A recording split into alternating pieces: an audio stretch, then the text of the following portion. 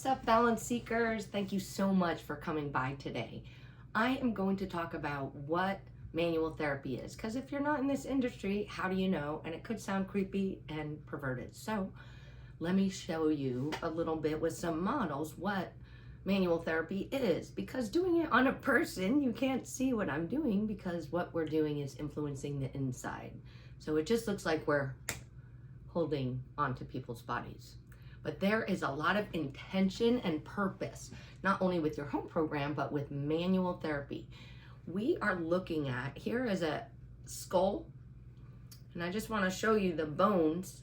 So physical therapists look at bones and their structural alignment, and a lot of things are influenced by our bony alignment of our brain. Did you even know there's mobility in the cranium? Those little sutures, that little soft baby spot, that fontanelle you had as a baby, it never fully fuses 100%. So there's a super tiny bit of motion in the cranium that allows space for the cerebrospinal fluid, the yummy stuff, the nutrient provider of the brain and nervous system. And without it, we have stasis. We know we hate stasis because it's not letting our body do the things it needs to do. So not getting your brain nutrition, kind of important, I think. So that is just a little example of osteopathic craniosacral therapy and how that works. Of course, we look at the joint, every joint, and the mechanics, because our soft tissue pulls us out of alignment.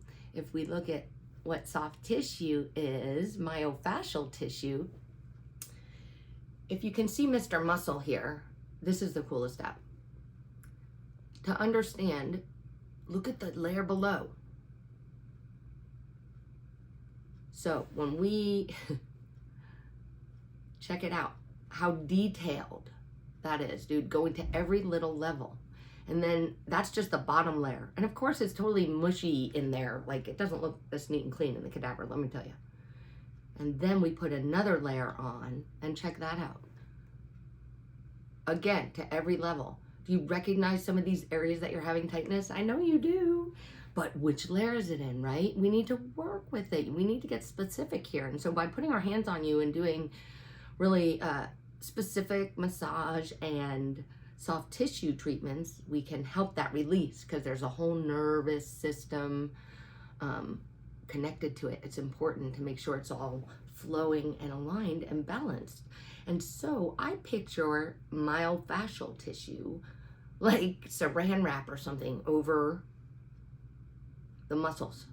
And then we smush all the muscles in and around all the organs. It's kind of like the glue, the paste that holds us all together. It's like a 3-dimensional onesie that supports all of our stuff so we don't slosh around. And it has neurological innervation, which is very powerful and creates pain, and it has the lymph system housed in it, which is our healing people. And so when we mobilize that stuff and friction to it, and you mobilize it, beautiful things happen. Healing happens, mobility, stretchiness happens, smoothness of motion happens, and your skeleton can line up. And we can do extra things to help. So now we get your myofascial tissue moving. Now the manual therapy coming to the bones. Here's an example of 2 lumbar vertebrae. It's like 2 pieces of a puzzle coming together. Check it out. Kablam. Look at a whole spinal nerve coming through there, and a lot of other stuff. Again, a lot of stuff smushed in there in the real body. What it shows, though, is that ever important real estate space between the vertebrae where that spinal nerve comes out, because that is the source of a lot of problems and gets blamed for a lot of stuff. And we spend a lot of effort trying to maximize the space there. So let's try to maximize that space there by learning to move better, getting some gentle joint mobilizations and myofascial work at physical therapy before we go having any therapy. Surgeries.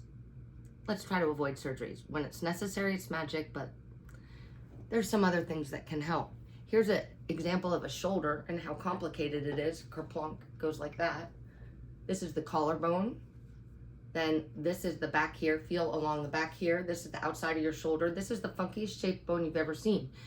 We need to make sure there's good mechanics and mobility between all the parts of these joints. And we need to make sure this shoulder blade is moving nicely over our back. So there's a lot of things we can do with manual therapy. Manual therapy, we can take a knee. Here's a model of a knee, and notice that it's not a hinge joint, but a roll and glide joint.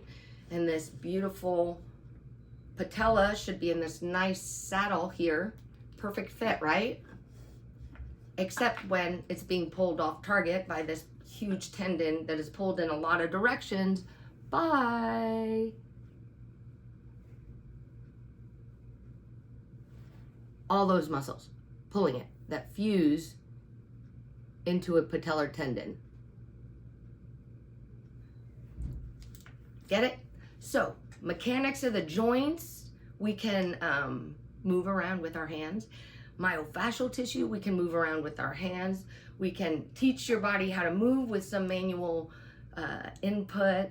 And there's a lot of cool stuff we can do with our hands. Physical therapy, it's kind of our jam. I used to tell my kids I'm a professional poker. So come on in, go to a physical therapist and get manual therapy from a wise, knowing practitioner, and they will help you out. I'm totally serious about this. I'm not exaggerating. Ask your practitioner, do you do manual therapy? What kind of manual therapy?